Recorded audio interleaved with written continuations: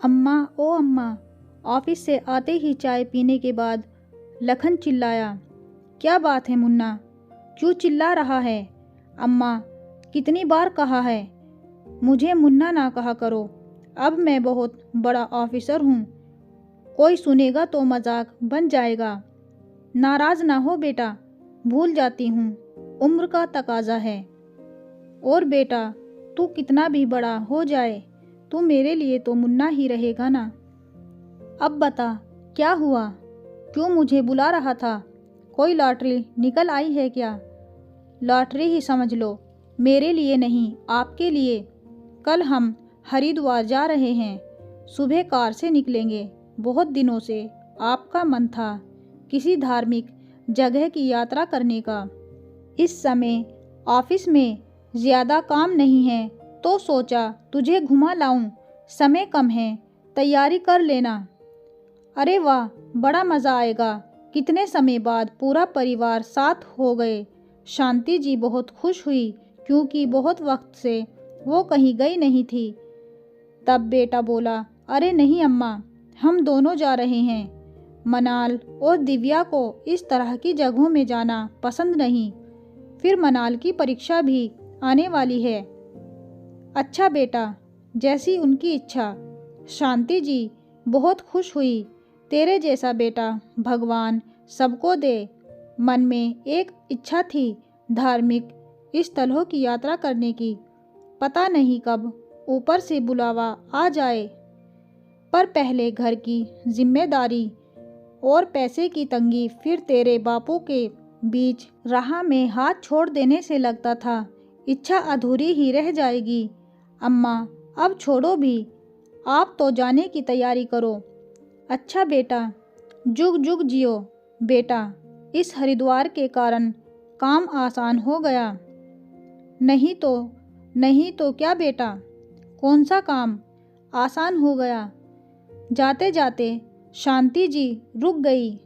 अम्मा, कुछ नहीं, घबराते हुए। बेटा, तू ऐसे घबरा रहा है मानो कोई शेर देख लिया हो। शांति जी ने कहा, कुछ नहीं अम्मा, बस अचानक से पूछकर आपने डरा दिया।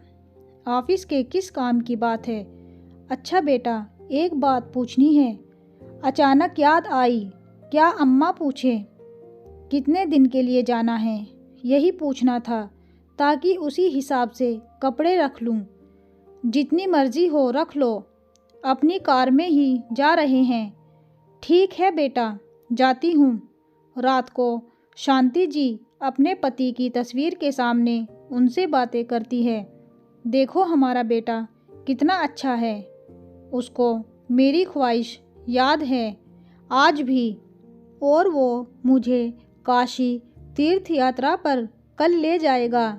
मेरा तो मन आपके साथ जाने का था, लेकिन आपने बहुत जल्दी मेरा साथ छोड़ दिया। काश आप भी होते तो आज हम साथ जाते। फिर शांति जी ने पल्लू से अपने आंसू पोंछे और आकर पलंग पर लेट गई। तभी उनको प्यास का एहसास हुआ। जब उन्होंने देखा तो कमरे में पानी नहीं था। शांति जी सोचती हैं, आज कमरे में बहू पानी रखना भूल गई। चलो मैं जाकर ले आती हूँ। अरे ये बेटे के कमरे से इतनी रात को बातों की आवाज़ें आ रही है। वैसे किसी की बातें सुनना अच्छी बात नहीं है, पर आज इतनी रात को बात कर रहे हैं। ज़रूर कोई टेंशन की बात है जो मुझे नहीं बतलाना चाहते। वैसे आज बिटवा कुछ घबराया हुआ भी था। जब मैंने पूछा तो टाल गया। सुनूं तो सब ठीक तो है ना? माँ का दिल परेशान हो गया। सुनो जी, अम्मा को शक तो नहीं हुआ? दिव्या ने पूछा। अरे नहीं, बिल्कुल भी नहीं। मैंने कच्ची गोलियाँ थोड़ी ही खेली हैं। कल से हम आज़ाद। अम्मा को घुमा फिराकर बहाने से वृद्धा आश्रम छोड़ दूंगा। आपने तो कमाल कर दिया। जायदाद तो पहले ही अपने नाम करवा ली। दिव्या, यह सब तेरे कारण ही है। थोड़ा धीरे बोलो। अम्मा ना उठ जाए। वैसे भी उनके कान बड़े तेज़ हैं। वैसे भी कहते हैं दीवारों के कान होते हैं। ठीक कह रहे हो। वैसे भी सुबह जल्दी उठना है। ये सब सुन शांति जी के पैरों तले ज़मीन खिसक गई। उनके चारों तरफ अंधेरा छा गया। इतना बड़ा धोखा। बेटा, तू तो बड़ा दोगला है। नहीं मालूम था बहू की तरह तेरे भी दो चेहरे हैं। मैं तो नहीं जाऊंगी, ये मेरा घर है। देखती हूँ कौन मुझे निकालेगा। सरकार ने हम बुज़ुर्गों के लिए भी कुछ कानून बनाए हैं। अगले दिन जब सुबह होती है तो अरे अम्मा, अभी तक तैयार नहीं हुई, क्या बात है? तबीयत तो ठीक है ना? बेटा, बड़ी जल्दी है मुझे वृद्धा आश्रम भेजने की। क्या कह रही हैं माँ जी? दिमाग में किसी ने कुछ भर दिया है क्या? लगता है रात को टीवी पर एकता कपूर का कोई सीरियल देख लिया है। दिव्या ने कहा। अम्मा, अब चलो भी, सारी तैयारी हो गई है, फिर पता नहीं कब छुट्टी मिले। अब चलो भी। देखो तो कितना दिन चढ़ आया है। तुम्हारी खुशी के लिए काशी जा रहा हूँ और तुम उल्टी उल्टी बातें कर रही हो, उल्टा मुझे ही सुना रही हो। तब शांति जी ने कहा, मेरी खुशी के लिए या अपनी खुशी के लिए मुझे वृद्धा आश्रम छोड़ने जा रहा है? क्यों बहू, सही कह रही हूँ ना? क्या कमी रखी है प्यार में? कोई भी सास बहू को अच्छा मान ही नहीं सकती। दिव्या ने तल्खी से कहा। भलाई का ज़माना नहीं, यहाँ हम उनके साथ अच्छा कर रहे, ये तो उल्टा हम पे चढ़ रही हैं। बहू, रात को तुम बातें कर रहे थे ना मुझे वृद्धा आश्रम भेजने की, तो मैंने सब सुन लिया। कमरे में पानी नहीं खत्म होता तो तुम्हारी सच्चाई नहीं जान पाती बहू। लेकिन ऊपर वाले की लीला अपरंपार है।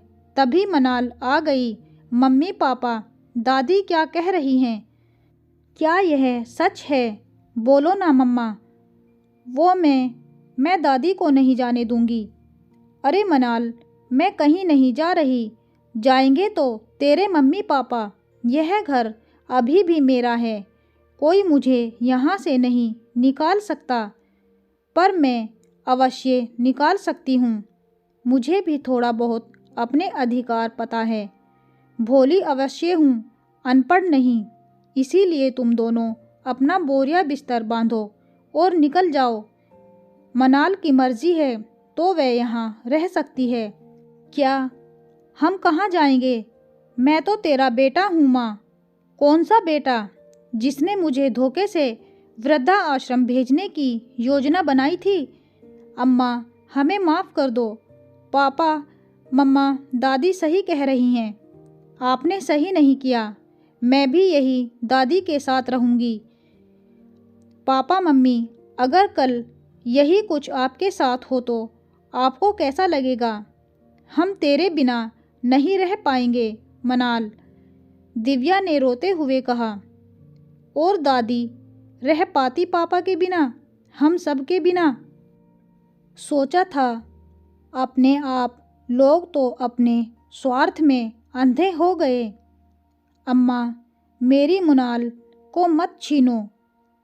उसके बिना हम नहीं रह पाएंगे।